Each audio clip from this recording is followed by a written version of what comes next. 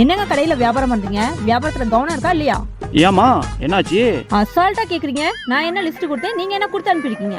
என்ன பொருள், என்ன லிஸ்ட், நீங்களே சொல்லுங்க. நான் கேட்டது அன்ரூல்டு பேப்பர், ஆனா நீங்க கொடுத்தது ரூல்டு பேப்பர். பென்சில் பாக்ஸ் கேட்டா நீங்க ஒரு பாக்ஸ் பென்சில் கொடுத்துருக்கீங்க. அதே மாதிரி நெயில் பாலிஷ் ரிமூவர் கேட்டாக்கா நெயில் பாலிஷா கொடுத்துருக்கீங்க. இதே மாதிரி எல்லாத்தையும் மாத்தி மாத்தி கொடுத்துருக்கீங்க. ஓ, இதான் விஷயமா? இதுக்கு போய் ஏமா டென்ஷன் ஆவறீங்க? வீட்ல வேலை இருக்குன்னு பக்கத்து வீட்டு பொண்ணு அனுப்பி விட்டாக்கா இப்படி மாத்தி மாத்தி கொடுத்தாக்கா டென்ஷன் ஆகாதா? வேணும்னு தான் பொருளை மாத்தி மாத்தி கொடுத்தேன். என்னது வேணும்னு தான் மாத்தி கொடுத்தீங்களா? என்னங்க இப்படி பொருளாம பதில் சொல்றீங்க?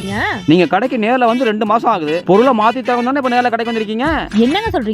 நான் கடைக்கு நேர்ல வரதுக்கும் நீங்க பொருளை மாத்தி கொடுக்கறதுக்கும் என்னங்க சம்மதம்? சம்பந்தம் இருக்கு. இந்த நோட்டை பிரிச்சு கொஞ்சம் 18ஆம் பக்கம் பாருங்க. 18ஆம் பக்கமா? என்னங்க இருக்கு இந்த நோட்ல? பாத்தீங்களா, நீங்களே மறந்துட்டீங்க. பிரிச்சு கொஞ்சம் பாருங்க.